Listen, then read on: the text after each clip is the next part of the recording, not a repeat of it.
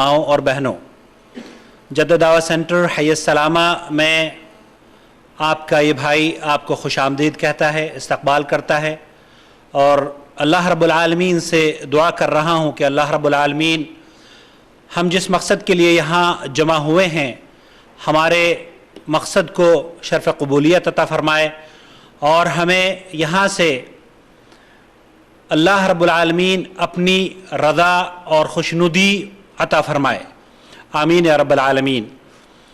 हज़रात, ये हमारे लिए निहायत ही सआदत की बात है कि आज हमारे दरमियान पाकिस्तान की एक अज़ीम शख्सियत, एक अज़ीम ख़तीब हमारे दरमियान तशरीफ़ फरमा हैं, फ़ज़ीलत शेख क़ारी ख़लीलुर रहमान हफ़िज़हुल्लाह।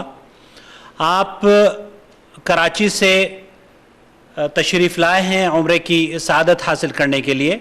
अल्लाह रब्बुल आलमीन आपके सफ़र को, आपके उम्रे को और आपकी तमाम इबादात को कबूल फ़रमाए और आपके इस यहाँ आने को जद्दा में हम सब को आपसे मुस्तफ़ीद होने का शर्फ़ अता फ़रमाए।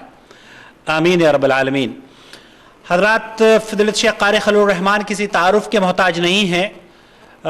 गुज़िश्ता साल भी आप तशरीफ़ लाए थे और मुख्तलिफ़ मकामात पर आपकी तक़ारीर हुई थी, जो कि ऑडियो कैसेट्स और वीडियो कैसेट्स या VCDs के ज़रिए पूरी दुनिया में अल्हम्दुलिल्लाह अल्लाह ताला ने उनको पजीराई उन्हें हासिल हुई है। यहाँ आज का जो प्रोग्राम हमने रखा है, चूँकि बहुत ही उजलत में ये प्रोग्राम मुरतब किया गया है, इसलिए बाज़ अख़वान को तो इसका इल्म भी नहीं है, लेकिन उसके बावजूद भी हमने सोचा कि चूँकि शेख अभी हमारे दरमियान मौजूद हैं, तो इससे अच्छा मौका क्या होगा कि हम आपसे फ़ज़ीलत शेख से मुस्तफ़ीद हों। प्रोग्राम इंशाअल्लाह ताला उसकी नौइयत कुछ इस तरह की है कि फ़ज़ीलत शेख क़ारी ख़लीलुर रहमान का ख़िताब होगा। आप कुरान ख़वानी, ईसाल सवाब के हुक्म के बारे में और उसकी इस्लाम में क्या हकीकत है वो बयान फरमाएंगे। उसके बाद जो सवालात अगर कुछ होंगे तो वो सवालात फ़ज़ीलत शेख के सामने पेश किए जाएंगे और उनके जवाबात आप समाअत फरमाएंगे। अस्सलामु अलैकुम रहमतुल्लाहि व बरकातुहू। कुरान ख़वानी और ईसाल सवाब, इसकी शरई हैसियत क्या है, इस उन्वान से इंशाअल्लाह अल्लाह रब्बुल आलमीन की तौफ़ीक़ से मैं चंद बातें आपके गोश गुज़ार करूँगा।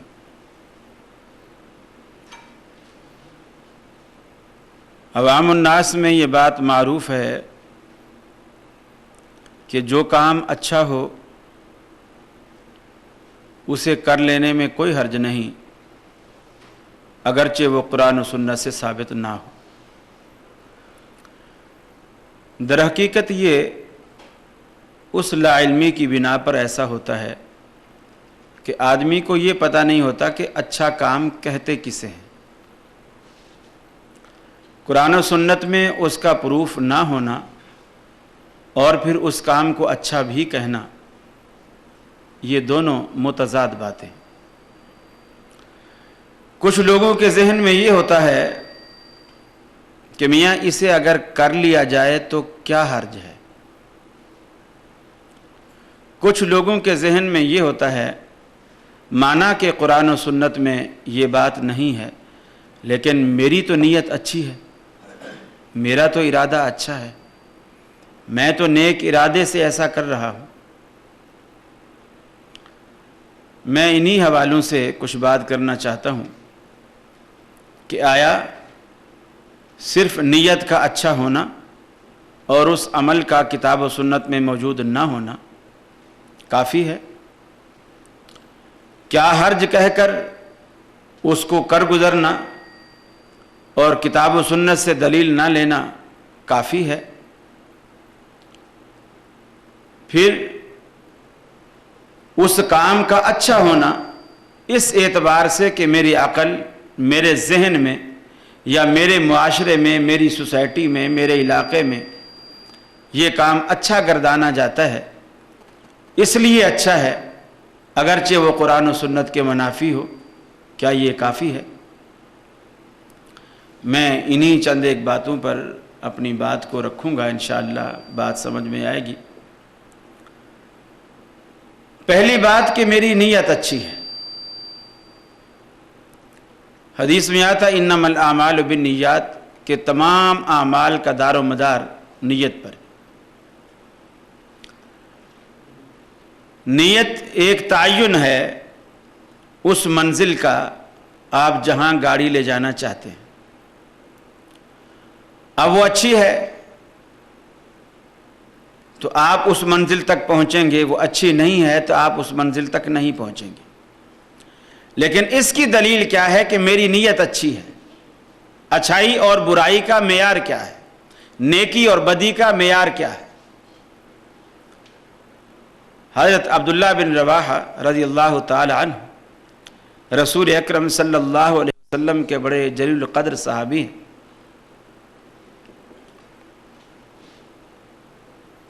جمعرات کا دن ہے، رحمت عالم صلی اللہ علیہ وسلم نے ایک لشکر ترتیب دیا۔ حضرت عبداللہ بن رواحہ رضی اللہ تعالی عنہ کو اس لشکر کا امیر بنایا۔ حکم یہ کیا کہ تم نے رات یہاں مدینے میں نہیں ٹھہرنا ہے، تم نے چلے جانا ہے، اور صبح فلاں جگہ تم نے پہنچنا ہے، کل وہاں جنگ ہے، لڑائی ہے، جہاد ہے۔ صبح جمعے کا دن ہے۔ حضرت عبداللہ بن رواحہ رضی اللہ تعالی عنہ کے دل میں یہ بات آئی کہ یار جہاد پہ جانا ہے، سفر جہادی ہے، اس میں انسان ہمیشہ غازی بھی نہیں رہتا، شہید بھی ہوتا ہے۔ ہو سکتا ہے یہ میری زندگی کا آخری سفر ہو، آخری لڑائی ہو، اور میں اسی میدان میں کام آؤں اور شہید ہو جاؤں، تو کیوں نہ میں دوہرا اجر لوں۔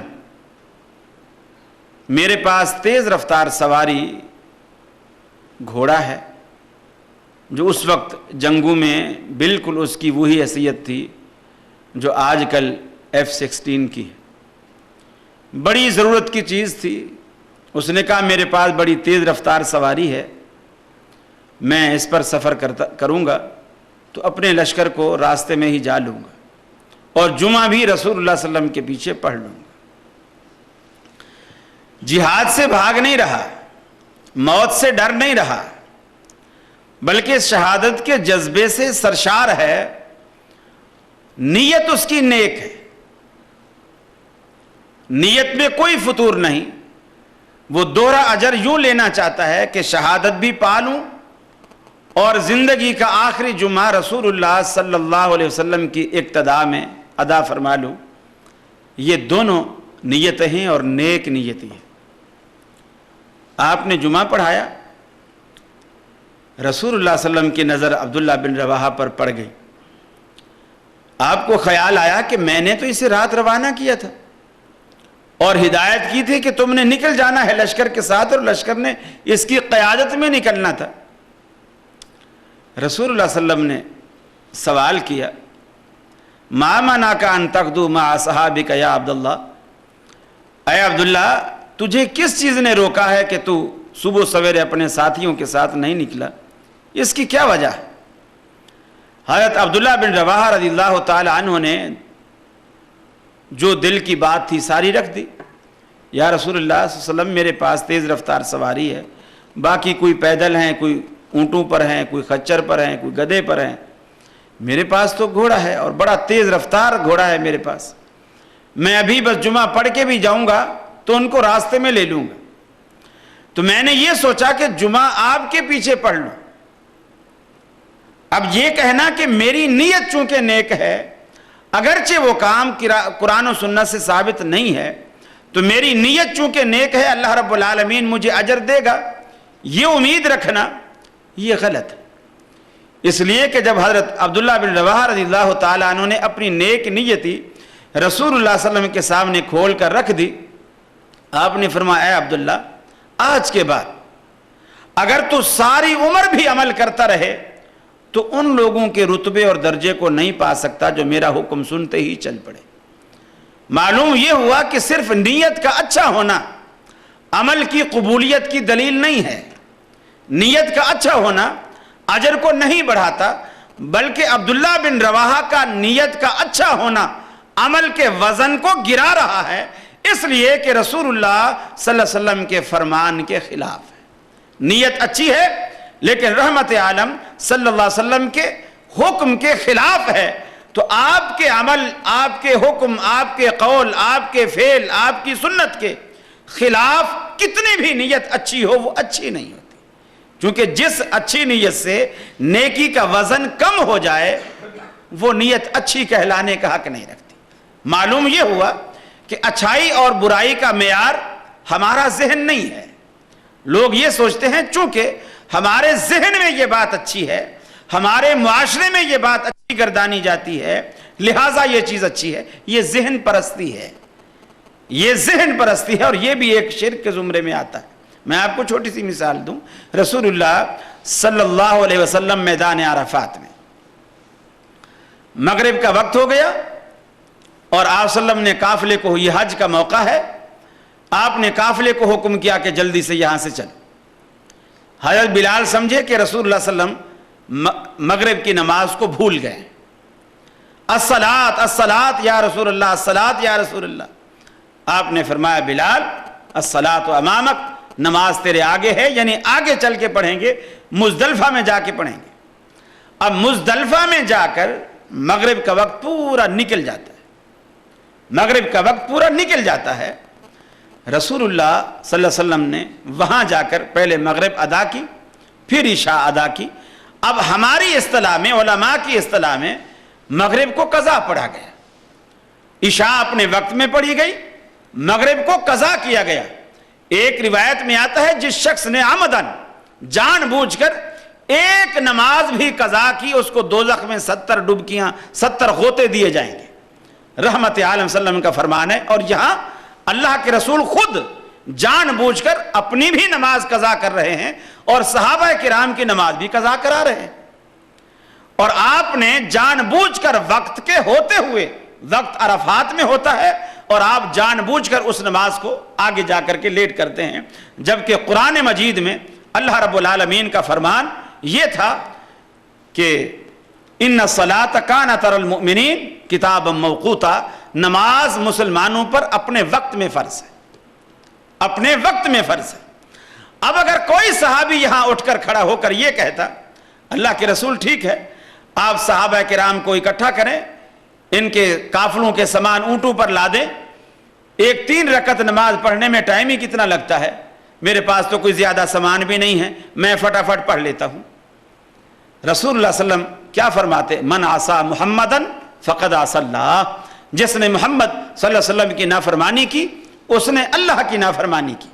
گویا اب یہ جو عقیدت ہے، کسی کو نماز سے عقیدت ہے، کسی کو روزے سے عقیدت ہے، کسی کو زکوٰۃ سے عقیدت ہے، کسی کو یتیموں سے شفقت سے عقیدت ہے، یہ جو عقیدت کے بت ہیں، اسلام نے ہر جگہ عقیدت کے بتوں کو توڑا ہے۔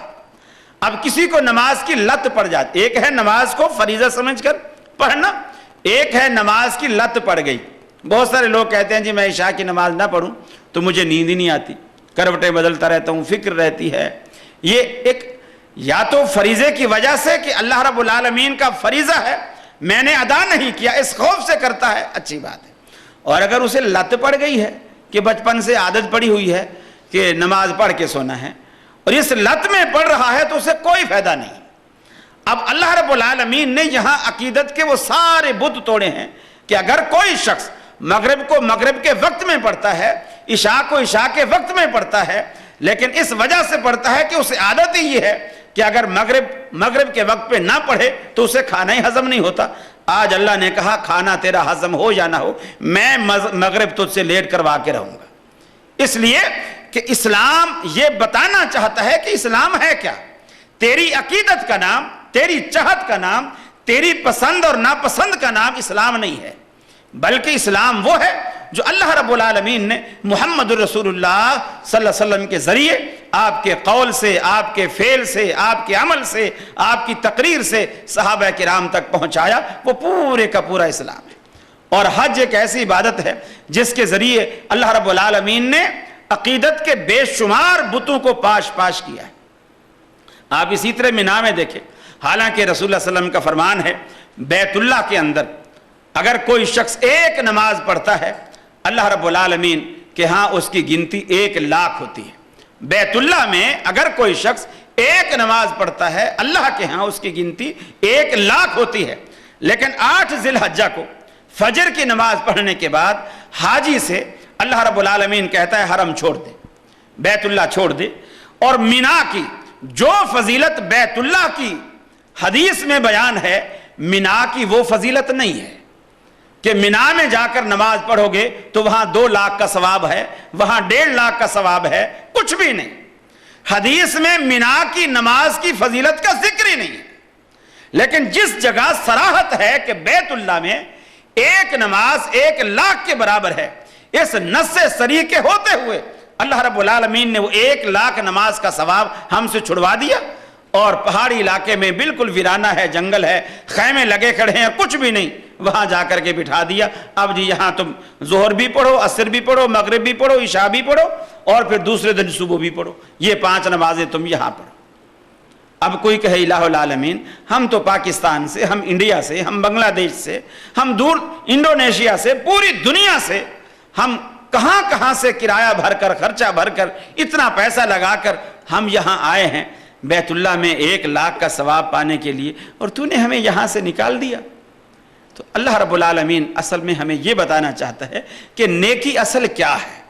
ایک چیز تجھے بھا رہی ہے, نیکی یہ نہیں ہے. ایک چیز اللہ کو ایسے بھا رہی ہے, اب ویسے کرنا نیکی ہے. آدم علیہ السلام کو اللہ رب العالمین نے جب تمام چیزوں کے نام بتا کر کھڑا کر دیا, فرشتوں سے پوچھا کہ تم بتاؤ, انہوں نے کہا ہمیں تو نہیں بتا, اللہ نے انہیں بتایا ہی نہیں ہے. اللہ رب العالمین نے آدم علیہ السلام سے کہا تم بتاؤ, انہوں نے بتا دیے. اب آدم علیہ السلام کی برتری فرشتوں پر جب واضح ہو گئی, اللہ رب العالمین نے فرشتوں سے کہا آدم کو سجدہ کرو. اذ قلنا للملائکۃ اسجدوا لآدم فسجدوا الا ابلیس, فرشتوں سے کہا کہ اس کو سجدہ کرو. اب پورا قرآن مجید بھرا پڑا ہے کہ غیر اللہ کو سجدہ حرام ہے, شرک ہے. غیر اللہ کا سجدہ حرام ہے, شرک ہے.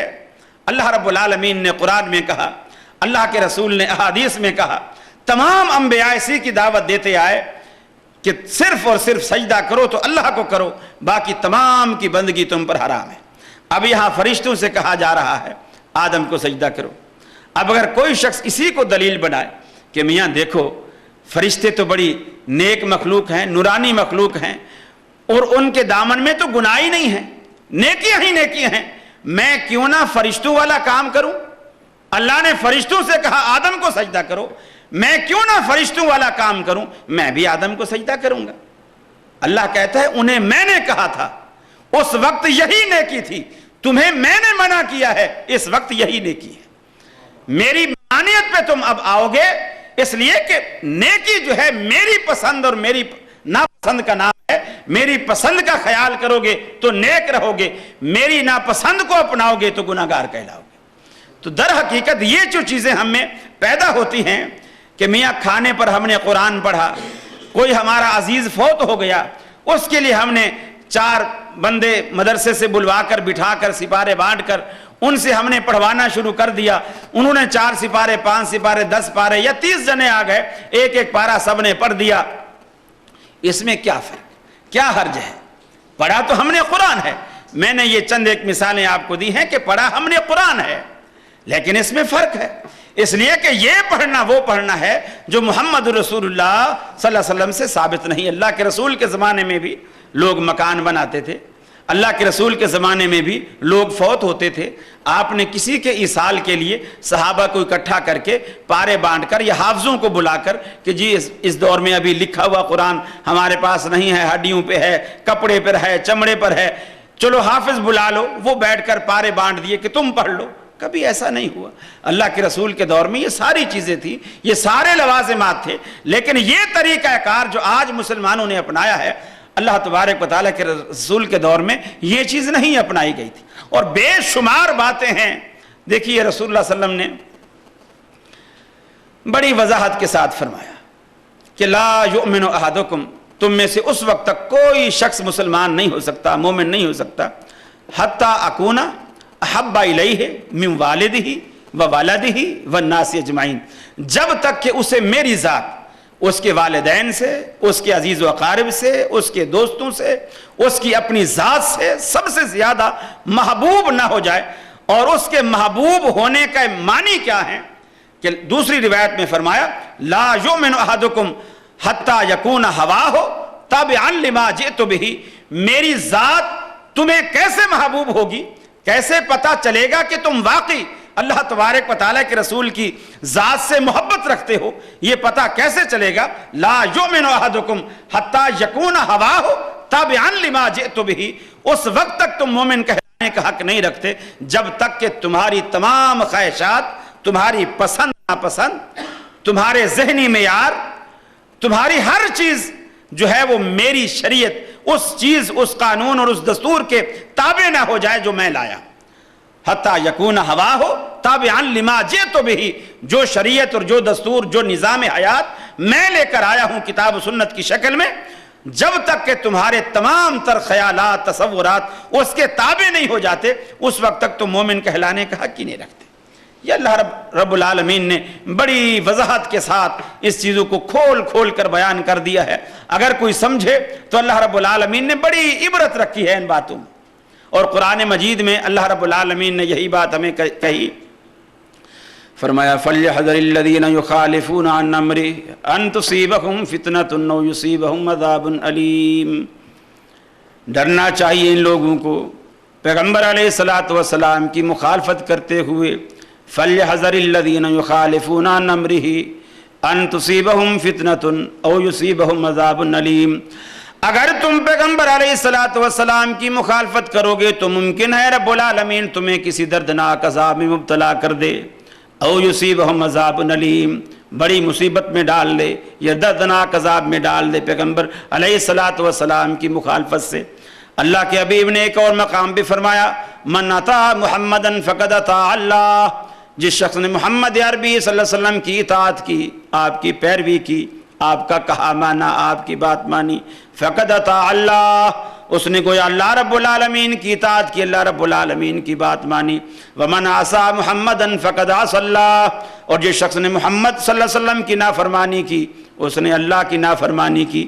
وَمُحَمَّدٌ فَرْقٌ بَيْنَ النَّاسِ، اور محمد عربی لوگوں کے درمیان تفریق پیدا کرنے والے ہیں، کفر اور شرک کے درمیان، اسلام اور غیر اسلام کے درمیان۔ وَمُحَمَّدٌ فَرْقٌ بَيْنَ النَّاسِ، ایک کسوٹی ہے تمہارے درمیان، ایک پیمانہ ہے تمہارے درمیان، ایک معیار ہے تمہارے درمیان جس پر ہر چیز کو لا کر تم پرکھ سکتے ہو۔ جس طرح دنیا میں آپ کا اختلاف ہوتا ہے سونار کے ساتھ، میاں میں نے پیسے سونے کے دیے ہیں اور تو نے زیور پیتل کے بنا کے دیے ہیں، آپ لڑتے ہیں۔ میں نے پیسے سونے کے دیے ہیں اور تو نے زیور پیتل کے بنا کے دیے ہیں۔ اب وہ کہتا ہے کہ نہیں بھائی مجھ سے قسم کھلا لو، مسجد میں کھڑا کر لو، جیسے پاکستانی لوگوں کا طریقہ ہے، سر پہ قرآن رکھوا لو، جو مرضی کرا لو، میں نے سونا دیا ہے، سونے کے ہی زیور بنائے ہیں، میں نے پیتل شامل نہیں کیا۔ اب آپ کہتا نہیں یہ پیتل ہے، وہ کہتا نہیں یہ سونا ہے، اب آپ کا جھگڑا ہو گیا۔ اب کیا ساری عمر جھگڑتے رہیں گے؟ اس کے اختلاف کا کوئی طریقہ، اس اختلاف کو مٹانے کا اس کا حل کوئی نہیں ہے، صرف جھگڑتے ہی رہیں گے۔ اب دوسری دکان سے، تیسری دکان سے، مارکیٹ میں سے 10 سونارے اٹھ کے آ گئے، بھئی کیا بات ہے، ایک گھنٹہ ہو گیا تو میں ہو رہی، کیا بات ہے، کیوں لڑ رہے ہو؟ کہ جی میں نے اس کو پورے پیسے دیے ہیں سونے کے اور اس نے زیور بنا کے دیے ہے سارا پیتل کا ہے۔ اب وہ کہہ رہا ہے نہیں جی میں نے بالکل سونا لگایا ہے، ایک رتی برابر بھی اس میں ملاوٹ نہیں۔ اب وہ کہیں گے میاں کیوں جھگڑتے ہو؟ تو معاملہ آسان ہے، ان کی یہاں کالے رنگ کا پتھر ہوتا ہے جس کو وہ کسوٹی بولتے ہیں، ذرا سا اس پر گھسائیں گے، اس پہ سونے کا رنگ آئے گا، ایک قطرہ تیزاب کا ڈالیں گے، اگر تو وہ رنگ اڑ گیا، پیتل ہے، تانبا ہے، سلور ہے، جو مرضی اسے کہہ لو، اور اگر تیزاب کا قطرہ پڑنے کے بعد بھی ویسے کا ویسا ہے، یا بغیر تیزاب ڈالے بھی ان کو پہچان ہوتی ہے، آپ اس پہ اس کو رگڑتے ہیں، رگڑنے سے ان کے رنگت سے، چمک سے پتہ چل جاتا ہے، کسوٹی سے رگڑنے سے پتہ چل گیا کہ جی یہ معاملہ صحیح ہے یا غلط ہے، بتا دیں گے بھائی آپ غلط جھگڑ رہے ہو، اس نے زیور جو ہے صحیح بنایا ہے۔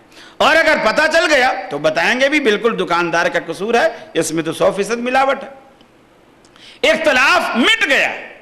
اب آپ کہتے ہیں جی مجھے بخار ہے، ڈاکٹر نے ہاتھ آپ کے نبض پہ ہاتھ رکھا، ڈاکٹر نے کہا جی بالکل یہ بہانہ بنائے کھڑا ہے، اس کو بخار نہیں، اس کو بالکل بخار نہیں ہے۔ اب ایسا ہوتا ہے، اسکولوں میں بچے پڑھتے ہیں، مدارس میں بچے پڑھتے ہیں، استاد جی چھٹی چاہیے، بھی کیوں کیا بات ہے؟ جی بخار آ رہا۔ اب وہ ایسے ہوشیار بچے تھوڑی دیر دھوپ میں بیٹھ جاتے ہیں، جسم تپ جاتا ہے، اس کے بعد فٹافٹ اندر دفتر میں آئے، جی میرا ہاتھ دیکھو بالکل بخار۔ اب استاد نے ہاتھ لگایا، واقعی وہ تو تپ رہا ہے، تو دھوپ سے آ رہا ہے، تپ رہا ہے، بڑا بخار ہے۔ میں نے آفس میں ایک چھوٹا سا 15-20 روپے کا وہ تھرمامیٹر لے کر رکھ لیا۔ اب بچہ جو آ رہا ہے، جی استاد جی چھٹی چاہیے، بھی کیوں چھٹی چاہیے؟ بخار ہے جی۔ میں نے میٹر لگا دیا، اب لگایا تو اس کا 98 سے بھی نیچے درجہ کھڑا ہوا ہے، ابھی تیرے کو کہاں بخار ہے؟ تو جھوٹ بول رہا ہے۔ اب اس نے جا کے دوسرے بچوں کو بھی بتا دیا کہ مدیر صاحب نے آفس میں تھرمامیٹر رکھا ہوا ہے، اب ان کو پتہ چل جاتا ہے۔ اب وہ جو بھی آ رہا ہے دوسرے دن، اب وہ تھرمامیٹر کا نہیں کہہ رہے، بخار کا نہیں کہہ رہے، استاد جی میرے پیٹ میں درد، میرے سر میں درد۔ اب پیٹ کے درد کو میٹر سے ہم کہاں سے چیک کریں؟ اختلاف مٹانے کا ایک حل ہے۔ مریض اور ڈاکٹر کے درمیان اختلاف ہوا، آپ نے تھرمامیٹر کو استعمال کیا، اختلاف ختم۔ مریض سچا ہے یا ڈاکٹر سچا ہے، اختلاف ختم۔ آپ نے کہا میں نے 6 میٹر کپڑے کے پیسے دیے ہیں، دکاندار نے کہا میں نے بھی 6 ہی میٹر کپڑا دیا ہے۔ آپ کہتے ہیں نہیں یہ 5.5 میٹر ہے۔ اب ساری عمر آپ لڑتے رہیں گے؟ نہیں، اس کا ایک طریقہ ہے کہ آپ نے وہ 1 میٹر کی جو دکانداروں کے ہاں گزی لوہے کی معروف ہوتی ہے، آپ نے کپڑے کو اس کے ساتھ ماپا، جب 6 دفعہ اس کے برابر پورا آ گیا تو اس کے معنی یہ ہے دکاندار سچا ہے، آپ کو غلطی لگی ہے۔ ہاں اگر 5 دفعہ پورا آیا اور 6ٹھی دفعہ اس کے آدھے تک آیا تو پھر آپ سچے ہیں اور دکاندار جھوٹا ہے۔ تو ہر چیز کے حل کے لیے اللہ رب العالمین نے کوئی نہ کوئی پیمانہ رکھا۔ تو کیا دین جس پر ہماری دنیا، ہماری آخرت کا دار و مدار ہے، اس کے لیے اللہ نے کوئی پیمانہ نہیں رکھا کہ ہم ساری عمر اختلافات کی دلدل میں لڑتے رہیں، جھگڑتے رہیں اور دنیا کو یہ باور کرائیں کہ اختلاف امتی رحمتن، کہ رسول اللہ صلی اللہ علیہ وسلم نے فرمایا ہے میری امت کا اختلاف رحمت ہے۔ اگر اختلاف رحمت ہے تو پھر اتحاد اور اتفاق کو کیا نام دیں گے؟ اگر اختلاف کو رحمت کہیں گے تو اتحاد اور اتفاق کو کیا نام دیں گے؟ اس کا بھی اللہ رب العالمین نے ایک پیمانہ رکھا ہے، وہ کیا ہے؟ وَمُحَمَّدٌ فَرْقٌ بَيْنَ النَّاسِ لَقَدْ كَانَ لَكُمْ فِي رَسُولِ اللَّهِ أُسْوَةٌ حَسَنَةٌ مَا آتَاكُمُ الرَّسُولُ فَخُذُوهُ وَمَا نَهَاكُمْ عَنْهُ فَانْتَهُوا۔ ایک بات، صحابہ کرام کو یہ باتیں اتنی رچی بسی ہوئی تھی۔ حضرت عبداللہ بن مسعود رضی اللہ تعالیٰ عنہ نے درس دیا اور درس میں آپ نے کہہ دیا کہ اللہ رب العالمین نے ان عورتوں پر لعنت کی ہے، یہ بات کتاب اللہ میں موجود ہے، ان عورتوں پر لعنت کی ہے جو اپنے چہرے کے بال نوچتی ہیں، جسم گدواتی ہیں، بھویں وغیرہ یہ نچواتی ہیں۔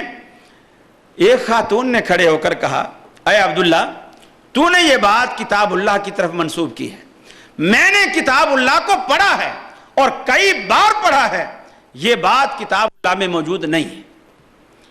اور گویا اس کے کہنے کا مقصد یہ تھا کہ اے عبداللہ تو اللہ کی کتاب پر بہتان باندھ رہا ہے یہ کہہ کر کہ یہ کتاب اللہ میں موجود ہے، یہ مسئلہ قرآن مجید میں موجود نہیں ہے۔ حضرت عبداللہ بن مسعود نے کہا دوبارہ جا کر پڑھ، یہ مسئلہ کتاب اللہ میں موجود ہے۔ اس نے کہا میں اتنی دفعہ پڑھ چکی ہوں، یہ مسئلہ قرآن مجید میں نہیں ہے۔ عبداللہ بن مسعود رضی اللہ تعالیٰ عنہ نے دیکھو صحابہ کرام قرآن مجید کو کیسے سمجھتے تھے۔ عبداللہ بن مسعود رضی اللہ تعالیٰ عنہ نے کہا کیا قرآن مجید میں یہ نہیں ہے ما آتاکم الرسول فخذوہ وما نہاکم عنہ فانتہوا، کہ جس چیز سے اللہ کا رسول روکے اس سے رکو اور جس چیز کو اللہ کا رسول کرنے کا حکم دے اسے لو، اس بات کو مانو، اپنی زندگی میں بساؤ۔ کہاں ہاں اللہ کے رسول نے ایسا، قرآن مجید میں اللہ نے ایسا کہا ہے۔ تو پھر جب اللہ تبارک و تعالیٰ کے رسول یہ کہہ رہے ہیں کہ جو عورت ایسا کرے وہ ملعون ہے، اس پر اللہ کی لعنت ہے، تو پھر جب اللہ کا رسول کہہ رہا ہے اور اللہ کا قرآن کہہ رہا ہے جو رسول کہے اسے مانو، تو یہ بات کتاب اللہ میں آ گئی۔ صحابہ کرام کا قرآن مجید کو سمجھنے کا یہ ایک طریقہ کار اور انداز ہوتا تھا، اور آج بھی ہمارے لیے ہدایت اسی طرح ہے کہ قرآن مجید کو ہم محمد رسول اللہ صلی اللہ علیہ وسلم کی زبان مبارک سے سمجھیں گے، زبان مبارک سے سیکھیں گے تو قرآن مجید کے معنی اور مفاہیم ہمارے سامنے آئیں گے اور بات کھل کر ہمارے سامنے آئے گی۔ اور اگر ایسا نہیں ہوگا تو پھر کوئی بات بھی ہمارے پلے نہیں پڑے گی۔ بے شمار باتیں ہیں جو اس حوالے سے اس ضمن میں کی جا سکتی ہیں۔ حضرت فاطمہ رضی اللہ تعالی عنہ ایک موقع پر حضرت علی رضی اللہ تعالی عنہ سفر پر تھے، قربانی کا موقع تھا، قربانی کے دن آ گئے۔ حضرت فاطمہ رضی اللہ تعالیٰ عنہ نے کچھ گوشت بچا کر رکھ لیا، قربانی کے جانور کا کچھ گوشت بچا کر رکھ لیا، اور عرب اس وقت یہ ڈی فریزر فریجیں وغیرہ نہیں ہوتی تھی، تو وہ دھاگے میں بوٹیاں پروتے، اس کو نمک لگاتے اور دھوپ میں لٹکا دیتے، گوشت سوکھ جاتا، اس کو سال ہر سال تک محفوظ کر لیتے۔ چونکہ رسول اللہ صلی اللہ علیہ وسلم کا حکم بھی جب یہ آیا کہ کلو وتصدقوا وادخروا، کہ اس کو کھاؤ بھی، صدقہ بھی کرو، ذخیرہ بھی کرو، تو صحابہ کہتے ہیں ہم قربانی کے گوشت کو سکھاتے تھے، پھر سال ہر سال اگلے سال قربانی آنے تک پھر ہم اسی کو کھاتے رہتے تھے، سکھا کے رکھ دیا۔ حضرت علی 6 مہینے کے سفر پر واپس آئے، 6 مہینے بعد جب واپس آئے تو حضرت فاطمہ رضی اللہ تعالیٰ عنہ نے محبت سے وہ گوشت تھوڑا نکالا، اس کو پکایا، دسترخوان پہ رکھا۔ حضرت علی نے پوچھا یہ گوشت کہاں سے آیا؟ انہوں نے کہا یہ میں نے آپ کے حصے کا گوشت میں نے سکھا کے رکھ لیا تھا، یہ قربانی کا گوشت ہے، چونکہ آپ ہمارے ساتھ قربانی میں نہیں تھے تو میرا دل چاہا کہ میں آپ کے لیے رکھ لوں، جب آپ آئیں گے پھر اکٹھے کھائیں۔ حضرت علی نے کہا یہ حرام ہے، میں نہیں کھاتا۔ حضرت علی رسول اللہ صلی اللہ علیہ وسلم کے داماد ہیں، حضرت علی رسول اللہ صلی اللہ علیہ وسلم کے داماد ہیں، آپ فرماتے ہیں یہ حرام ہے۔ حضرت فاطمہ رسول اللہ صلی اللہ علیہ وسلم کی بیٹی ہیں، صاحبزادی ہیں، آپ فرماتی ہیں یہ حلال ہے، اور حلال سمجھ کر پکایا ہے، اس پر محنت کی ہے، اس میں گھی ڈالا ہے، تیل ڈالا ہے، نمک مسالے ڈالے ہیں، سارا محنت کی ہے، لکڑیاں جلائی ہیں، چولہے پر بیٹھی ہیں، اب پک کر تیار ہو گیا ہے۔ حضرت فاطمہ کہتی ہیں یہ حلال ہے، حضرت علی کہتے ہیں یہ حرام ہے۔ اب اختلاف پیدا ہو گیا، اب دونوں کے درمیان ایک تنازع ہے، جھگڑا ہے، کیسے کریں؟ حضرت علی کہتے ہیں میں نہیں کھاؤں گا، حضرت فاطمہ کہتی ہیں میں کھلاؤں گی۔ آخر حضرت فاطمہ نے ایک بات کی، اے علی لڑنے جھگڑنے سے کوئی فائدہ نہیں، رسول اللہ صلی اللہ علیہ وسلم کے پاس جاؤ، اللہ تبارک و تعالیٰ کے رسول سے یہ پوچھو، اگر وہ کہتے ہیں یہ حرام ہے تو میں بھی پھینک دیتی ہوں، میں بھی نہیں کھاؤں گی، اگر وہ کہتے ہیں یہ حلال ہے تو پھر آپ کو بھی میرے ساتھ بیٹھ کر کھانا ہوگا۔ حضرت علی رضی اللہ تعالیٰ عنہ کی سمجھ میں بھی یہ بات آ گئی، فرماتے ہیں بات درست ہے، میں ایسا ہی کرتا ہوں۔ چنانچہ رسول اللہ صلی اللہ علیہ وسلم کی خدمت میں حاضر ہوتے ہیں، عرض کرتے ہیں اللہ کے رسول فاطمہ نے گوشت پکایا ہے اور وہ قربانی کا گوشت ہے، میں نے کہا حرام ہے، وہ کہتے ہیں حلال ہے۔ دیکھو آپ نے بھی یہ نہیں کہا کہ علی فاطمہ ٹھیک کہتی ہے چونکہ میری بیٹی ہے، ہمارے ہاں دلائل کچھ اس طرح کے ہوتے ہیں، یہ صحیح کہتا ہے چونکہ اللہ کے رسول کا قریبی زمانہ اس نے پایا ہے، اللہ کے رسول کا قریبی زمانہ اس امام نے پایا ہے، باقی امام اس کے بعد کے ہیں، ان میں فاصلہ ان میں بہت زیادہ ہے، چونکہ اللہ کے رسول کا قریبی ہے، قریبی زمانہ اس نے پایا ہے، اس کی بات زیادہ وزنی ہوگی۔ صحابہ کرام اس طرز پر نہیں سوچتے تھے۔ اللہ کے رسول نے یہ نہیں کہا اے علی تو میرا داماد ہے، تیرا رشتہ مجھ سے فاطمہ کے نکاح کے بعد بنتا ہے، جبکہ فاطمہ کا رشتہ تو اس کی پیدائش سے مجھ سے جڑ گیا تھا، وہ میرے زیادہ قریبی ہے، لہٰذا فاطمہ کی بات جو ہے وہ زیادہ صحیح ہے۔ آپ نے یہ نہیں دلیل دی، آپ نے علی رضی اللہ تعالیٰ عنہ سے پوچھا علی تو جو کہتا ہے کہ یہ حرام ہے تو کس بنیاد پر کہتا ہے؟ حضرت علی رضی اللہ تعالیٰ عنہ نے اس سے یہ بھی ثابت ہوا کہ سامنے والے کا موقف بھی سننا چاہیے، فیصلہ ایسے نہیں دینا چاہیے، سامنے والے کا موقف بھی سننا چاہیے، اس موقف کو سننے کے بعد پھر اس پر فیصلہ کرنا چاہیے۔ علی تو کیوں کہتا ہے کہ یہ حرام ہے؟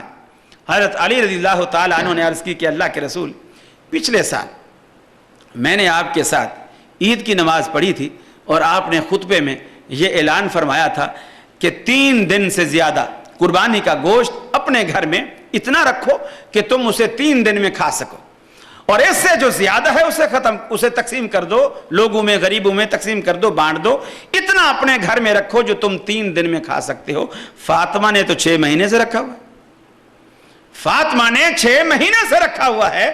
میری یہی جنگ ہے کہ یہ آپ کے فرمان کے خلاف ہے، آپ کا حکم تھا 3 دن تک رکھنا اور فاطمہ نے 6 مہینے سے سکھا کے رکھا ہوا ہے، آپ کے حکم کے خلاف ہے، لہٰذا میں اسے کھانے کو تیار نہیں۔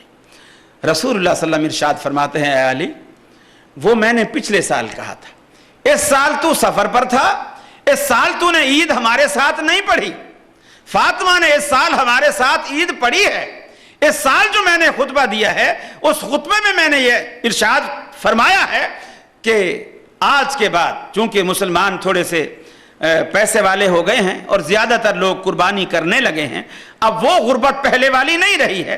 اب کلو وتصدقوا وادخروا کہ تم اب کھاؤ بھی، صدقہ بھی کرو یعنی تقسیم بھی کرو اور ذخیرہ بھی کرو۔ حضرت علی رضی اللہ تعالیٰ عنہ وہاں سے یہ حکم سننے کے بعد مسکراتے ہوئے گھر آئے۔ حضرت فاطمہ رضی اللہ تعالیٰ عنہ بھی مسکرا رہی ہیں، اے علی اب بتاؤ اسے پھینک دوں یا کھانا ہے؟ فرمایا فاطمہ اب ہم دونوں مل کر کھائیں گے، اس لیے کہ اب تیری بات کی تائید محمد رسول اللہ صلی اللہ علیہ وسلم نے کر دی ہے۔ ہم کہتے ہیں لوگوں ہمارا آپ سے کوئی اختلاف نہیں، قرآن خوانی ہو، محرم کی حلیم ہو، ربیع الاول کا حلوہ ہو، یا کوئی نظر و نیاز کی کوئی چیز ہو، یا کسی قبر کا چڑھاوا ہو، یا کسی مزار کا چڑھاوا ہو، یا کسی بت خانے کا کھانا ہو، ہم سارا کھانے کو تیار ہیں بشرطے کہ اس کے پیچھے محمد الرسول اللہ صلی اللہ علیہ وسلم کی بات دکھا دو کہ اللہ کے رسول نے اس کے کھانے کا اذن دیا ہے، اسے اللہ کی قسم جس کے کھانے کا اذن محمد رسول اللہ نے دیا ہے اسے حرام کہنا ہی حرام ہے۔ ہمارا آپ سے کوئی اختلاف نہیں، ہر بات کے پیچھے آپ دلیل مانگے، دلیل لیں، اور دلیل قرآن و سنت ہی دلیل ہے، اس سے ہٹ کر تیسری کوئی چیز دلیل نہیں۔ صحابہ کرام کا یہی طرز عمل تھا۔ میں عرض کر رہا ہوں کہ کیا حرج ہے، اب یہ دوسری بات، نیت کا معاملہ الگ ہوا، اب یہ دوسری بات کہ اس کے کرنے میں کیا حرج ہے۔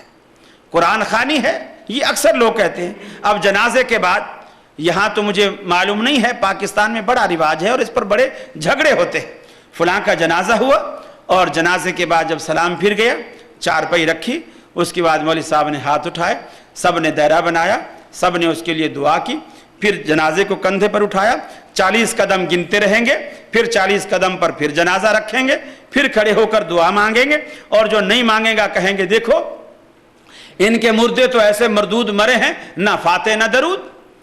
حالانکہ اصحاب الحدیث جو ہیں وہ جنازے میں فاتحہ بھی پڑھتے ہیں، جنازے میں درود ابراہیمی بھی پڑھتے ہیں، ہماری میتوں کے جنازے فاتحہ سے بھی مزین ہیں، درود پاک سے بھی مزین ہیں، جنازے تو ان سے خالی ہیں، ان کے ہاں تو فاتحہ کا تصور ہی نہیں ہے سوا قبر کے، کہ قبر پر فاتحہ پڑھی جائے، یعنی صرف اس لیے کہ جنازے میں چونکہ اللہ کے رسول کی سنت ہے اور ہم چونکہ اہل سنت ہیں ہمیں تو سنت سے چڑ ہے، ہم چونکہ اہل سنت ہیں ہمیں تو سنت سے چڑ ہے۔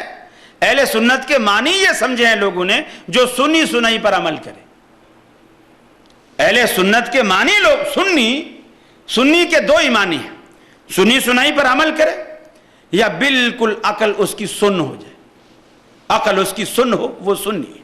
اب کوئی قرآن پیش کرے حدیث پیش کرے اس کے پلے کچھ نہیں پڑے گا کیونکہ یہ سنی ہے، اس کی عقل ہی سن ہے۔ اب پاؤں بیٹھے بیٹھے کسی کا سن ہو جاتا ہے، وہ کھڑا ہوتا ہے ایسا لگتا ہے اس پاؤں اس کا ساتھ ہی نہیں ہے، پاؤں سن ہو گئی، تھوڑی دیر دباتا ہے کرتا ہے پھر اس میں جان آتی ہے، تو ان کی عقل ہی سن ہو گئی ہے، سنی ہو کر عقل سن ہو گئی ہے۔ جبکہ صحابہ کرام کا طرز عمل کیا تھا؟ اب میں عرض کر رہا تھا کہ کیا بات ہو رہی تھی؟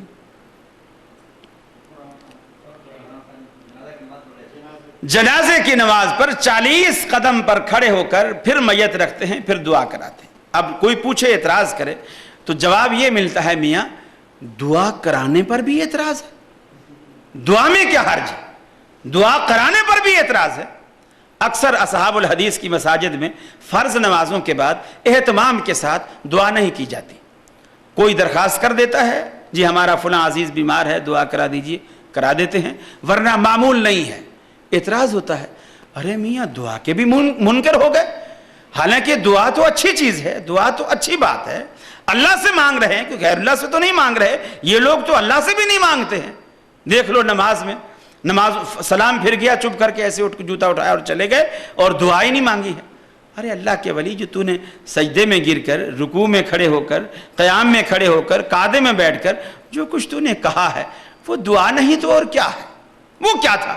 لیکن وہ لوگ بعد میں اس لیے لازمی سمجھتے ہیں، ان لوگوں کے ہاں تو مذہب یہ ہے کہ امام کے پیچھے آ کر کھڑے ہو جاؤ، چپکی۔ تھانوی صاحب لکھتے ہیں بہشتی زیور میں، خاتون امام کے پیچھے اگر ہے چپکی کھڑی رہے کچھ نہ پڑھے تو بھی نماز ہو جائے گی۔ اب آدمی سوچے کہ بھی چپکا کھڑا رہے یا چپکی کھڑی رہے تو مسجد میں آنے کی ضرورت ہی کیا ہے؟ مسجد میں آنے کی ضرورت ہی کیا ہے؟ مولوی صاحب کی ہر بندہ وظیفہ باندھ دے، 500 روپیہ مہینہ میں دیا کروں گا، میری طرف سے تو نمازیں بھی پڑھے آنا، روزے بھی رکھے آنا، دعا بھی کرے آنا، مجھے گھر بیٹھے ثواب ملتا رہے گا۔ آخر اس کی کیا ضرورت ہے؟ یہ جو چیز ہے کہ ہم نے یہ جو کام کر لیا اس میں کیا حرج ہے؟ اسی طرح کھانا سامنے آیا، ہم نے اس پر سورہ فاتحہ پڑھ لی، سورہ اخلاص پڑھ لی، سورہ یاسین پڑھ لی، سورہ مزمر پڑھ لی، سورہ مدثر پڑھ لی، اس میں کیا حرج ہے؟ میں آپ سے عرض کروں، رسول اللہ صلی اللہ علیہ وسلم عید کا خطبہ دے رہے ہیں، قربانی کی عید ہے۔ آپ سے کہا گیا کہ اللہ کے رسول فلاں فلاں فلاں شخص نے عید کی نماز سے پہلے قربانی کر لی، فلاں فلاں شخص نے عید کی نماز سے پہلے قربانی کر لی ہے۔ آپ نے فرمایا انہیں کہو دوبارہ بکرا خریدیں اور دوبارہ قربانی کریں، اس لیے کہ میرا طریقہ عید کی نماز پڑھنے کے بعد قربانی کرنے کا ہے۔ اب میں آپ سے پوچھتا ہوں، وہ صحابی رسول ہیں جنہوں نے عید کی نماز سے پہلے قربانی کی ہے، وہ بھی صحابی رسول ہیں، اور جنہوں نے عید کے بعد قربانی کی ہے وہ بھی صحابی رسول ہیں۔ جنہوں نے پہلے کی ہے انہوں نے بھی اللہ کے لیے کی ہے، جنہوں نے بعد میں کی ہے انہوں نے بھی اللہ کے لیے کی ہے۔ جنہوں نے پہلے کی ہے اسی 10 ذی الحجہ کو اسی دن کی ہے، جنہوں نے بعد میں کی ہے انہوں نے بھی 10 ذی الحجہ کو اسی دن کی ہے۔ فرق صرف 2 رکعت نماز کا بیچ میں ہے۔ اس 2 رکعت نماز پر ٹائم کتنا لگتا ہے؟ اگر بہت پوری لمبی سورہ غاشیہ اور سورہ سبح اسم ربک الاعلی جو آپ کا اکثر معمول تھا، یہ عید کی نماز میں جمعہ کی نماز میں پڑھا کرتے تھے، اگر یہ مکمل بھی پڑھیں تو 10-12 منٹ سے زیادہ وقت نہیں لگتا۔ اب اسی ایک ہی دن میں دونوں صحابی ہیں، 10-12 منٹ پہلے جس نے قربانی کر لی اس کی قربانی برباد، اور جس نے 10-12 منٹ بعد میں قربانی کی اس کی قربانی کھاتے میں لگی۔ کیوں؟ یہ فرق کس چیز کا ہے؟ فرق صرف یہی ہے، جس نے پہلے کی اس نے محمد رسول اللہ صلی اللہ علیہ وسلم کے طریقے کے خلاف کیا، اور آپ کے طریقے کے خلاف ہونا ہی اس کے غیر مقبول ہونے کی دلیل۔ اور جس نے آپ عید کی نماز کے بعد قربانی کی اس نے محمد رسول اللہ صلی اللہ علیہ وسلم کے طریقے کے مطابق کی، اور آپ کے طریقے کی موافقت میں ہونا ہی اس عمل کے قبول ہونے کی علامت اور دلیل ہے۔ آپ یہی کوشش کیجیے، آپ نے حکم بھی یہی کیا، نماز کے بارے میں بھی دیکھو آپ یہی حکم ہے، صلو کما رأیتمونی اصلی، نماز اسی طرح پڑھو جس طرح تم نے مجھے پڑھتے ہوئے دیکھا ہے۔ عید کا میدان ہے، اللہ کے رسول تشریف فرما ہے، صحابہ کرام بیٹھے ہیں، لوگوں کا انتظار ہو رہا ہے۔ گھڑیاں نہیں ہوتی تھی، کسی کو وقت نہیں دیا جاتا تھا کہ جی 9 بجے عید کی نماز کھڑی ہوگی، 8 بجے کھڑی ہوگی، بس لوگ جب آ گئے پنڈال بھر گیا تو عید کی نماز پڑھا دی۔ اللہ کے رسول بیٹھے ہیں، صحابہ بیٹھے ہیں، وضو سے بیٹھے ہیں۔ ایک صحابی کے دل میں خیال آیا کہ یار یہ عید کا دن جو ہے یہ بڑا مبارک دن ہے اور مسلمانوں کے لیے بڑا خوشی کا دن ہے، اور اس دن اللہ رب العالمین بھی اپنے بندوں سے راضی ہوا ہوتا ہے، چونکہ رمضان کے روزے رکھ کر بندہ جب عید کے دن آ بیٹھتا ہے تو وہ ایسے لگتا ہے جیسے پورا مہینہ اس نے مزدوری کی ہے اور آج اللہ کے دربار میں مزدوری لینے آیا بیٹھا ہے۔ تو تھوڑا سا اس نے بے صبری کا مظاہرہ کیا کہ میں کیوں نہ مزدوری تھوڑی سی پہلے لے لوں یا تھوڑی سی زیادہ لے لوں۔ کھڑے ہو کر اس نے اللہ اکبر کہہ کر نفل پڑھنے شروع کر دی۔ حضرت علی رضی اللہ تعالیٰ عنہ اٹھے، اسے کہا بھائی یہ تو نے کیا پڑھے ہیں؟ میں نے نفل پڑھے ہیں۔ کہا مجھے ڈر ہے، ترمذی کی حدیث ہے، کہا مجھے ڈر ہے کہ کہیں یہ نفل تجھے دوزخ میں نہ لے جائیں، کہیں یہ نفل تجھے دوزخ میں نہ لے جائیں، اس لیے کہ محمد رسول اللہ صلی اللہ علیہ وسلم کا جو طرز عمل ہے، آپ عید کے میدان میں آنے کے بعد نہ عید سے پہلے اور نہ عید کے بعد کوئی نفل نہیں پڑھتے تھے۔ تو اللہ کے رسول سے آگے بڑھتا ہے، لا تقدموا بین یدی اللہ ورسولہ، اللہ اور اس کے رسول سے آگے نکلنے کی، آگے بڑھنے کی کوشش نہ کرو۔ اب وہ نفل ہیں، صحابی رسول ہے پڑھنے والا، عید کا دن ہے، وضو سے پڑھ رہا ہے، قبلہ رخ پڑھ رہا ہے، اور اسی طریقے پر پڑھ رہا ہے جو رسول اللہ صلی اللہ علیہ وسلم کا طریقہ ہے، طریقے میں کوئی تبدیلی نہیں کر رہا، صرف اس جگہ، اس موقع پر، اس محل پر اللہ کے رسول سے چونکہ ثابت نہیں، حضرت علی فوراً کہتے ہیں کہ مجھے ڈر ہے کہ کہیں یہ نماز، یہ نفل تجھے دوزخ میں نہ لے جائیں۔ اب آدمی عقل سے سوچے کہ کبھی نماز بھی دوزخ میں لے جاتی ہے کسی کو؟ نماز جیسا عمل یہ بھی کبھی کسی کو دوزخ میں لے جائے گا؟ یہ کیسے ہو سکتا ہے؟ اب آپ دیکھیے ایک اور نفل، رسول اللہ صلی اللہ علیہ وسلم جب معراج سے واپس آتے، آپ فرماتے ہیں بلال تو کیا عمل کرتا ہے کہ پہلے تو مجھے تیرے قدموں کی آہٹ سنائی گئی، جب میں نے پلٹ کے دیکھا کہ تو ہے، یعنی تو جنت کے اندر چل رہا ہے، تو کیا عمل کرتا ہے؟ اللہ کے رسول اور تو کوئی خاص عمل مجھے یاد نہیں ہے، بس یہی جو آپ سے سیکھے ہیں، جب بھی وضو کرتا ہوں اس کے بعد وضو کے تحیت الوضو کے 2 نفل جو ہیں وہ میں ضرور پڑھ لیتا ہوں۔ آپ نے فرمایا تیرا یہی وہ عمل ہے جس نے تجھے اتنا اللہ کے قریب کر دیا ہے۔ اب بلال بھی نفل پڑھتا ہے، وہ بندہ جو عید کے میدان میں پڑھ رہا ہے وہ بھی نفل پڑھ رہا ہے، بلال بھی اللہ کے لیے پڑھتا ہے، وہ بھی اللہ کے لیے پڑھتا ہے۔ بلال نے بھی 2 رکعتیں پڑھی، اس نے بھی 2 رکعتیں پڑھی، بلال بھی صحابی ہے، وہ بھی صحابی ہے۔ ایک کی نماز دوزخ میں لے جا رہی ہے اور ایک کی نماز جنت میں چلتا ہوا دکھا رہی ہے، فرق کس بات کا ہے؟ فرق یہ ہے کہ جس کی نماز جنت میں چلتا ہوا دکھا رہی ہے وہ نماز محمد رسول اللہ صلی اللہ علیہ وسلم کی سنت کے مطابق موافقت میں ہے، مطابقت میں ہے، اور جو نماز عید کے میدان میں عید سے پہلے پڑھی جا رہی ہے رسول اللہ صلی اللہ علیہ وسلم کی سنت کے مخالفت میں ہے، اس کا مخالف ہونا دوزخ میں لے جا رہا ہے، اس کا مطابق ہونا جنت میں لے جا رہا ہے۔ آج بھی پیمانہ یہی ہے، آج بھی یہی پیمانہ ہے۔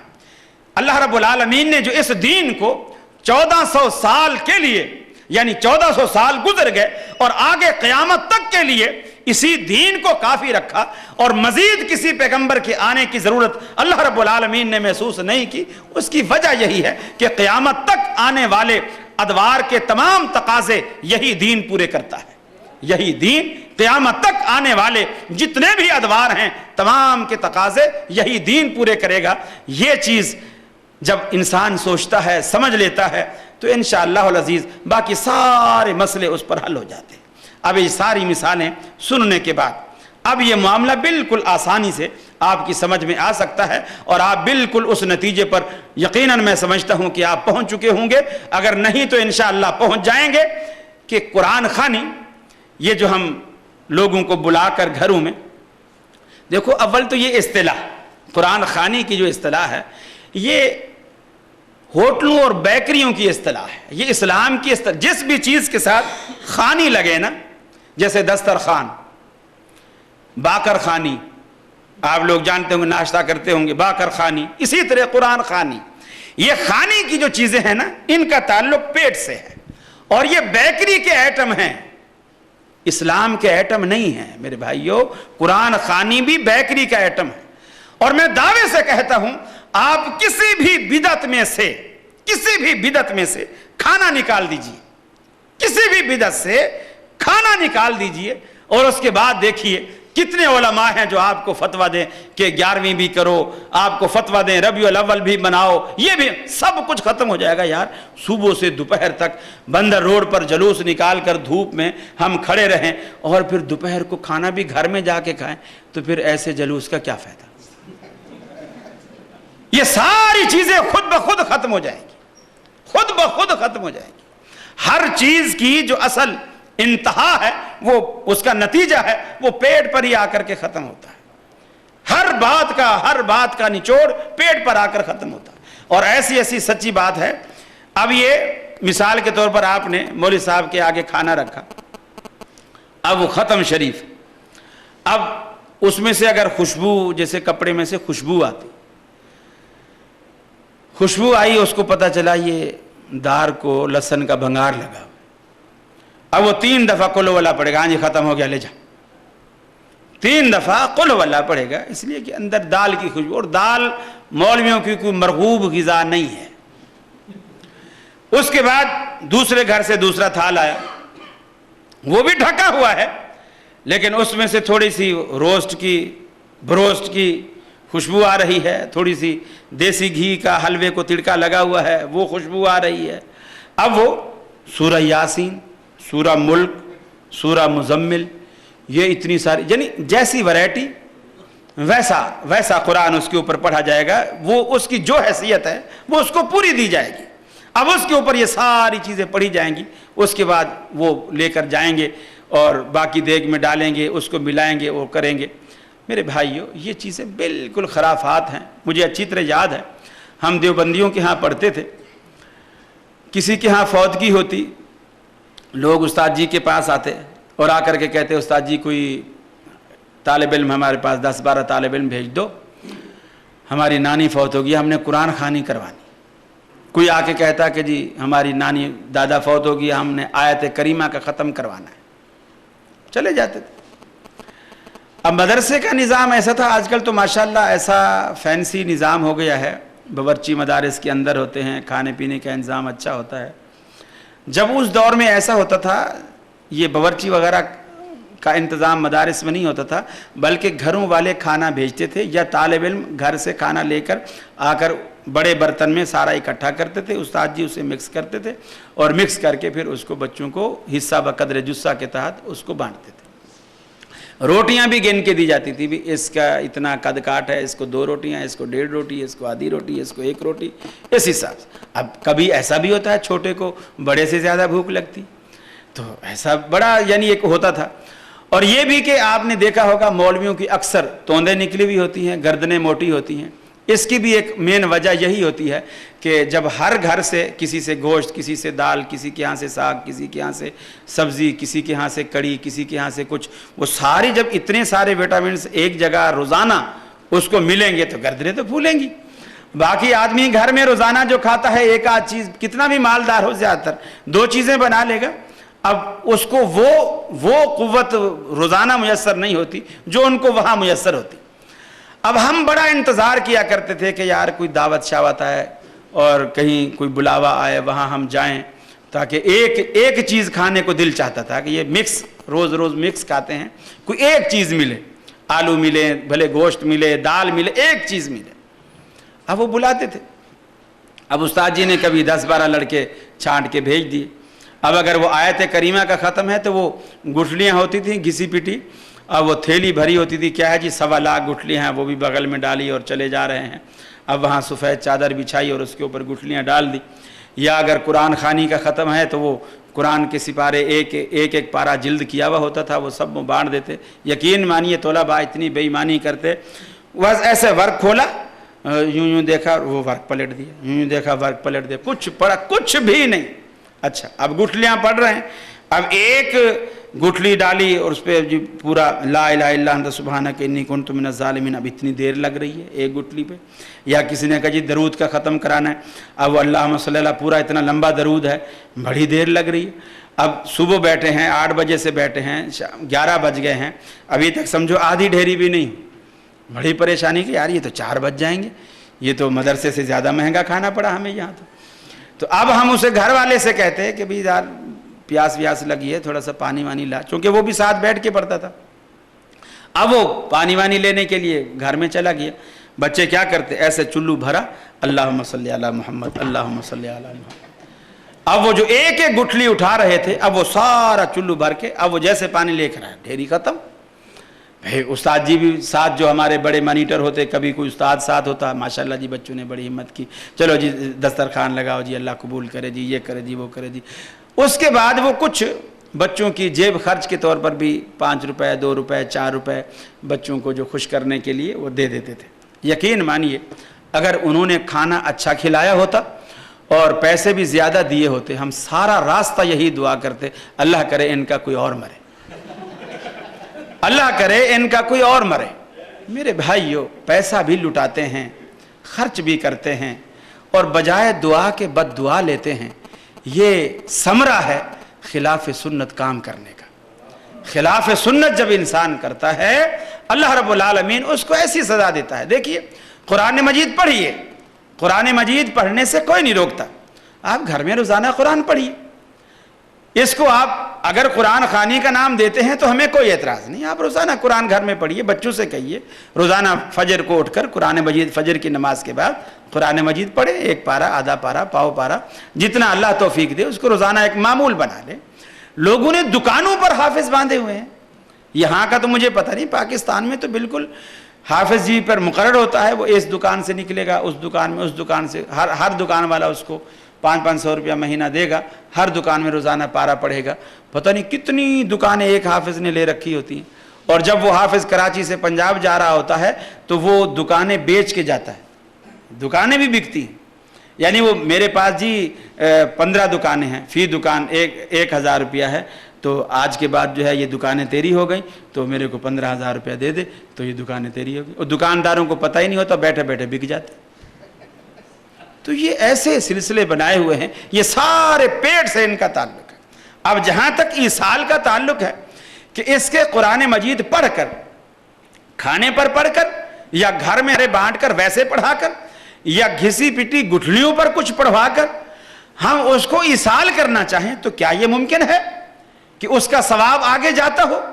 رسول اللہ صلی اللہ علیہ وسلم نے فرمایا، مسلم کی روایت ہے، اذا مات الانسان انقطع عملہ، جب انسان مر جاتا ہے، دنیا سے رخصت ہوتا ہے، اس کے عمل کے سارے دروازے بند ہو جاتے ہیں، اس کے عمل کے سارے دروازے بند ہو جاتے ہیں، الا من ثلاث، صرف 3 چیزیں ہیں جو باقی رہتی ہیں.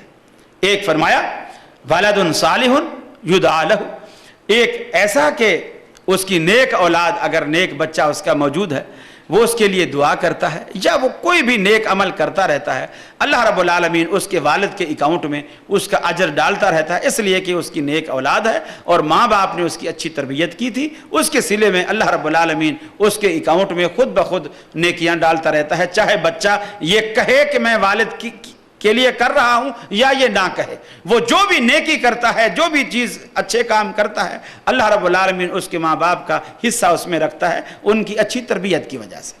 دوسرا فرمایا او علم ينتفع به، یا ایسا علم، کوئی عالم ہے، کتابیں لکھ گیا ہے، تقریریں کر گیا ہے، ایسی کتابیں چھوڑ گیا ہے، ایسے شاگرد چھوڑ گیا ہے جو اس کے بعد لوگوں کو اسی طرح دین کا علم پھر پھیلا رہے ہیں، قرآن کی تعلیم دے رہے ہیں، جو اس نے اپنے شاگردوں کو دی تھی وہ شاگرد آگے دوسروں کو دے رہے ہیں. تو یہ ان کا ثواب، ان کا اجر بھی جتنا اس نیکی کرنے والے کو ثواب ملے گا، جس نے الداعی الی الخیر کفاعلہ، جس نے اس کو نیکی کے راستے پر لگایا ہے، اس کے کھاتے میں بھی اتنا ہی اجر اللہ رب العالمین ڈالے گا، یہ اس کو ملتا رہے گا. ایک فرمایا صدقۃ جاریۃ، تیسری چیز جو ہے وہ فرمایا صدقہ جاریہ ہے. ایسا جو آدمی اپنی زندگی میں، مثلا آپ نے کہیں مسجد بنا دی اور آپ دنیا سے رخصت ہو گئے، مسجد قائم ہے، لوگ اس میں نمازیں پڑھتے ہیں، قرآن پڑھتے ہیں، اب جب تک وہ مسجد قائم رہے گی آپ کے نامہ اعمال میں اس کا اجر، اس کا ثواب، سارے نمازی روزانہ جتنے آتے ہیں اس کا ثواب آپ کے نامہ اعمال میں ملتا رہے گا. یہ 3 طریقے ہیں. کچھ چیزیں ایسی ہیں جیسے حج ہے، اللہ کے رسول نے فرمایا حج بدل ہو سکتا ہے، اسی طرح عمرہ ہو سکتا ہے، اسی طرح قربانی ہو سکتی ہے. مالی صدقہ آپ مرحومین کی طرف سے، اگر وہ شرک پر نہیں مرے، اگر وہ شرک پر نہیں مرے ہیں، توحید پر مرے ہیں، تو آپ مالی صدقہ، مالی قربانی، مالی کوئی چیز ان کی طرف سے بھی آپ مسجد بنا سکتے ہیں، والدین کی طرف سے مسجد میں حصہ ڈال سکتے ہیں، والدین کی طرف سے کسی یتیم کو کپڑے پہنا سکتے ہیں. صرف دل میں آپ نیت کر لیں گے اللہ رب العالمین، یا کسی بھی عزیز کی طرف سے آپ جس کو بھی ایصال کرنا چاہیں، ثواب پہنچانا چاہیں، تو مالی صدقہ ان کے لیے کر سکتے ہیں. یہ بدنی عبادت، قرآن پڑھ کے، تسبیح پڑھ کے، نماز پڑھ کے، یہ چیزیں آپ نہیں بخش سکتے، الا یہ کہ اللہ تبارک و تعالیٰ کے رسول نے ایسے وارث کو اجازت دی. کسی کے روزے رہتے تھے، اس نے کہا اللہ کے رسول وہ فوت ہو گئے، ان کے روزے رہتے ہیں، آپ نے فرمایا تو اس کی طرف سے رکھ لے. ایسی صورت اگر ہے تو وہ جائز ہے. باقی بدنی عبادت کا ثواب جہاں اللہ کے رسول سے ثابت نہیں ہے وہاں ایصال کرنا بالکل غلط ہے. اللہ رب العالمین کے ہاں اس طرح کا کوئی بندوبست نہیں ہے. آپ اس کی اولاد اگر نیک کام کرے گی، یا وہ خود صدقہ جاریہ کے طور پر کچھ کر گیا ہے، یا وہ علم نفع بخش پھیلا گیا ہے، تو اس کا ثواب اس کو مرنے کے بعد ملتا رہے گا. باقی کوئی چیز نہیں، چونکہ اللہ کے پیغمبر نے فرمایا انقطع عملہ الا من ثلاث، آپ نے یہ کہہ دیا اور نص صریح موجود ہے. اس لیے میرے معلومات کے مطابق یہ جو قرآن خوانی اور ایصال ثواب ہے، یہ چیزیں خلاف شرع ہیں. اسے بدعت کے حکم میں مانا جا سکتا ہے اور بدعت کے زمرے میں آتی ہیں اور سنت کے بالکل منافی ہیں. اسے ہمیں بچنا چاہیے اس سے، اور دوسرے لوگوں کو بھی ترغیب دینی چاہیے کہ وہ بھی اس سے بچیں. امید ہے ہم اصلی اہل سنت ہیں. اصلی اہل سنت اسے کہتے ہیں کہ نبی کریم صلی اللہ علیہ وسلم کے قول سے، آپ کے فعل سے، آپ کی تقریر سے محبت کرنے والا ہو، نہ صرف دعوے کی حد تک بلکہ اپنی زندگی میں اسے رچا بسا رکھنے والا ہو، وہ شخص اہل سنت ہے۔ اگر ان میں سے بھی جو سنی کہلاتے ہیں، ان میں سے بھی یہی مزاج اور یہی طبیعت اور یہی جذبہ اپنا لیں تو وہ بھی اصلی اہل سنت ہے۔ اہل سنت، اہل حدیث، اہل العصر، اہل سلفی، یہ سب ایک ہی جماعت کے متعدد نام ہیں۔ ہمیں اس سے کوئی اعتراض نہیں، ہمیں اعتراض نام سے نہیں ہے، ہمیں اعتراض اس نظریے سے ہے کہ اہل سنت کہلا کر سنت کی مخالفت کی گئی اور اس نام کو بدنام کیا گیا۔ اس لیے میں نے یہ لفظ استعمال کیا کہ جب اہل سنت کا لفظ استعمال کرتے ہیں، میں آپ کو چھوٹی سی مثال دوں۔ مثال کے طور پر بعض آپ کے بورڈ لگا ہوا ہو کہ باٹا شوز، آدمی دور سے اس کی جوتی ٹوٹ گئی، اب وہ دور سے بورڈ پڑے گا کہ یہ باٹا شوز لکھا ہوا ہے، یہاں مجھے جوتی ملے گی۔ یا مسجد میں نماز پڑھنے گیا تھا، کسی نے اس کی جوتی اٹھا لی، اب ننگے پاؤں گھر نہیں جا سکتا، قریب میں باٹا شوز کا اس نے بورڈ پڑھا، آ رہا ہے۔ اندر جب آیا تو اندر تو جوتی کہیں بھی نہیں، ادھر ٹنڈے، بیگن، کدو، آلو، مٹر، بھنڈیاں، یہ چیزیں رکھی ہوئی۔ آپ کہیں گے یار میں اتنی سفر کر کے آیا ہوں، گاڑی میں نے کہاں روکی، راستہ نہیں تھا گاڑی آنے کا، میں وہاں سے دھوپ میں پیدل آیا ہوں، صرف بورڈ پر کر آیا ہوں، اور اندر تو کہیں جوتا نہیں ہے، اندر تو آلو، ٹنڈے، بیگن، تو سبزی کی دکان۔ تو آپ کہیں گے یار تو نے دھوکہ کیا ہوا ہے، تو دھوکے باز ہے۔ یہی کام اگر مولوی کریں جو سبزی والے نے کیا ہوا ہے تو کیا وہ دھوکے باز نہیں ہے؟ اہل سنت کا بورڈ پڑھنے کے بعد آپ کے دل میں ایک آرزو ہوتی ہے کہ میں کچھ جا کر کے سنت پاؤں، سنت سیکھوں، سنتیں سیکھوں، سنتیں لوں۔ آپ یہ جا کر داتے ہیں، جب اندر دیکھتے ہیں دائیں سے بائیں، آگے سے پیچھے پوری کی پوری دکان بدعتوں سے بھری ہوئی ہو تو آپ اسے کیا کہیں گے؟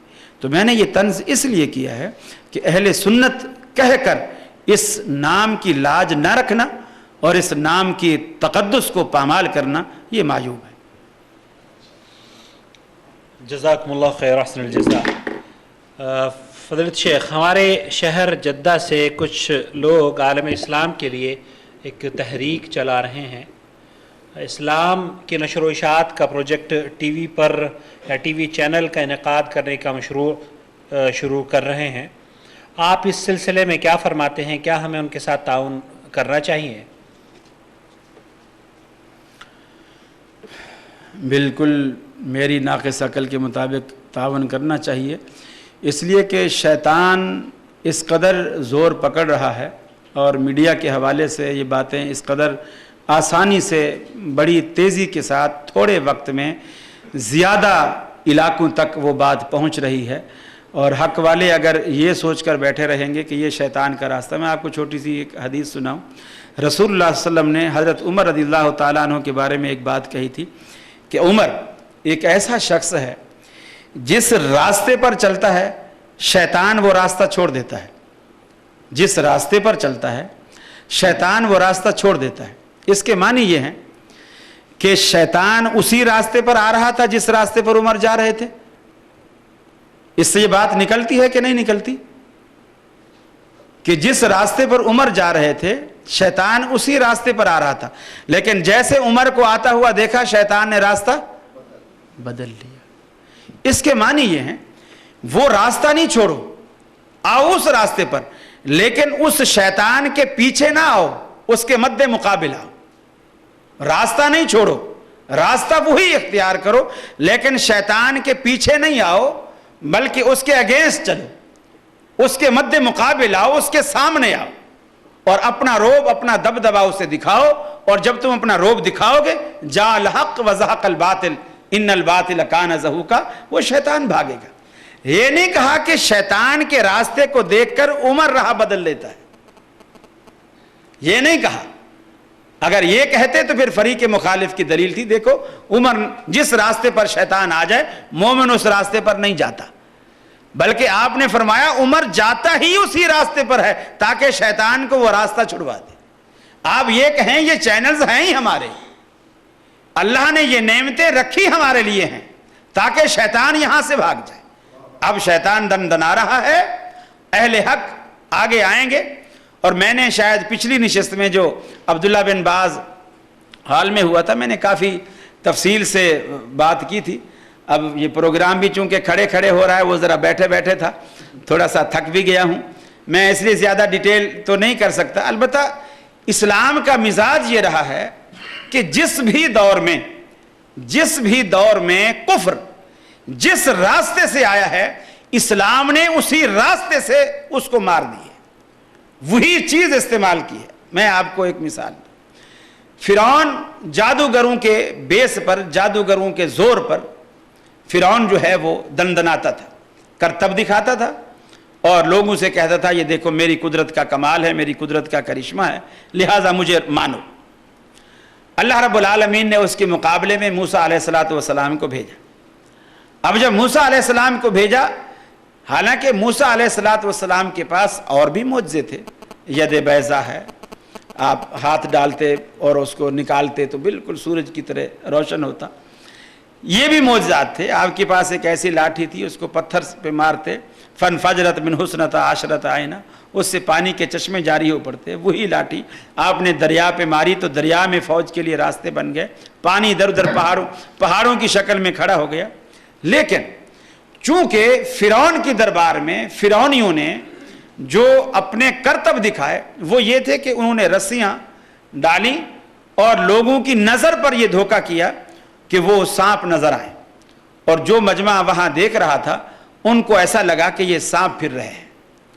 اب اللہ رب العالمین نے یہ نہیں کہا جادو حرام ہے، کفر ہے، یہ وہ ہے، میں پیغمبر کو اس طرح کا مقابلہ نہیں کرنے دوں گا، کفر کے مقابلے میں پیغمبر آئے، ایسا نہیں. یا اللہ نے موسیٰ علیہ السلام سے کہا کہ اب ان کو کہہ دو تم جادوگر ہو، کافر ہو، لہذا تمہاری کوئی دلیل نہیں مانی جائے. نہیں، اللہ نے موسیٰ علیہ السلام کو ان جادوگروں کے مقابلے میں ویسی ہی چیز دی. انہوں نے رسیاں ڈال کر سانپ بنایا، موسیٰ علیہ السلام نے لاٹھی ڈال کر سانپ بنا دی. چیز وہی، جیسی چیز وہ لائے ہیں ویسی چیز پیغمبر علیہ السلام پیش کر رہا ہے. اب موسیٰ علیہ السلام کا ڈنڈا ذرا بڑا تھا، سانپ ذرا تکڑا بن گیا. پھر موسیٰ علیہ السلام کو اللہ کی تائید حاصل تھی، اس لیے بھی تکڑا بن گیا اور ان کے سانپوں کو سارا کھانے لگ گیا. اب وہ سارے جادوگروں نے جب دیکھا کہ یہ اگر جادو ہوتا تو کم از کم ہماری رسیوں کو کھاتا نہیں، یہ جو کھا گیا ہے یہ جادو نہیں، یہ کوئی اصلی چیز ہے. سارے کے سارے جادوگر سجدے میں گر گئے اور موسیٰ علیہ السلام پر ایمان لے آئے. کب؟ جب موسیٰ علیہ السلام نے ویسا ہی ہتھیار ان کو پیش کیا جیسی چیز وہ لائے تھے. تو میرے بھائیوں، شیطان جس راستے سے آ رہا ہے عمر کی طرح وہ راستے اس کے مد مقابل، اس کی پیروی میں نہیں، اس کے سامنے آ کر وہ راستے اختیار کرو اور وہ روب اور وہ دلائل اور کتاب و سنت کے وہ براہین پیش کرو تاکہ ابلیس وہ راستہ چھوڑ دے اور آپ کے لیے سارے راستے ہموار ہو جائیں. اور یہ میں سمجھتا ہوں اتنا مؤثر ذریعہ ہے. اب آپ دیکھیں یہ جو لڑکے نظر آتے ہیں بالکل وہ چٹیا عورتوں کی طرح بنائے ہوئے، اس میں پونی بھی لگائے ہوئے، ربڑ بھی باندھا ہوا ہے اور گچھا سا پیچھے جیسے وہ مرغ کی دم ہوتی ہے ایسے وہ پیچھے سے لٹکایا ہوا ہوتا. اب اگر خطیب ایک ممبر پر کھڑا ہو کر ان کو خطبے میں 10 دن بھی کہتا رہے نا میاں یہ حرام ہے اور یہ عورتوں کی مشابہت ہے، اللہ کے رسول نے مردوں کو لعنت کی ہے جو عورتوں کی مشابہت کرے، ان عورتوں کو لعنت کی ہے جو مردوں کی مشابہت کریں. لوگ کہتے ہیں مولویوں کی عادت ہے، مولویوں کی عادت ہے، ایسے کہتے رہتے ہیں. اب یہ جو چٹیا بنائی ہوئی ہے یہ کہاں سے سیکھے؟ یہ ان چینلوں سے سیکھے جو دیکھتے ہیں یہ اتنا مؤثر ہے. وہ یہ نہیں دیکھتے میں عربی ہوں، میں عجمی ہوں، میں یمنی ہوں، میں مصری ہوں، یہ انگریز کا کلچر ہے. نہیں، چونکہ ٹی وی میں آیا ہے، چونکہ ٹی وی میں آ رہا ہے لہٰذا یہ کوئی ورائٹی ہے، یہ کوئی چیز ہے. یعنی لوگوں کے ہاں دلیل یہ بن چکی ہے کہ جو چیز ٹی وی میں آ جائے وہ اتھینٹک ہے. بے شمار باتیں لوگ کرتے ہیں، ارے میاں یہ تو قرآن حدیث میں نہیں ہے. ارے میاں پرسوں ٹی وی پہ میں نے خطاب سنا ہے مولوی صاحب کا، یہ ٹی وی پہ ایسے کوئی ایرے خیرے تھوڑی آ جاتے ہیں، بڑے بڑے وہ علامہ فہامہ ہوتے ہیں، بڑی سندیں ہوتی ہیں ان کے پاس، اور ٹی وی والے چھان بین کر کے ایک تکڑا آدمی لاتے ہیں. تو ایسے اب ایک صاحب کہنے لگے جی حضرت بلال رضی اللہ تعالیٰ عنہ نے ایک دفعہ اذان نہیں دی تھی تو سورج ہی نہیں نکلا تھا. میں نے کہا یار یہ کہاں لکھا؟ قوالی شریف میں ہے، پرسوں میں نے خود ٹی وی پہ سنی ہے. قوالی شریف میں ہے، میں نے خود ٹی وی پر سنی ہے، وہ خود کہہ رہا تھا حضرت بلال نے جو اذان سحر نہ دی، قدرت خدا کی دیکھو نہ مطلق سحر ہوئی۔ اب وہ دلیل کیا ہے؟ قرآن حدیث کچھ نہیں، ٹی وی میں آیا ہے۔ اور قوال شریف جو تھے وہ کہہ رہے تھے قوالی شریف کے اندر، لہذا یہ اتھنٹک ہے۔ میرے بھائیو، ان کا توڑ آپ اسی چیز سے، وہ خرافات لا رہے ہیں، آپ کتاب و سنت کے براہین ان کو پیش کریں، وہ شرک پھیلا رہے ہیں، آپ توحید کے پرچم گاڑیں، اللہ اور اس کے رسول کا نام بلند کریں، اور رسول اللہ صلی اللہ علیہ وسلم کی سنتوں کی تعلیم کو آپ عام کریں۔ اسی طرح آپ اس پہ آ کر پردے کی تعلیم دیں، نماز کی تعلیم دیں، روزے کی تعلیم دیں، اور ایک تھوڑے سے وقت میں، ابھی آپ دیکھیں میں نے اب میرا خیال ہے کوئی 1.5 گھنٹہ تو شاید ہو گیا ہوگا بات کی ہے، آپ جو حال میں محدود افراد بیٹھے ہیں صرف یہی لوگ اس کو سن رہے ہیں۔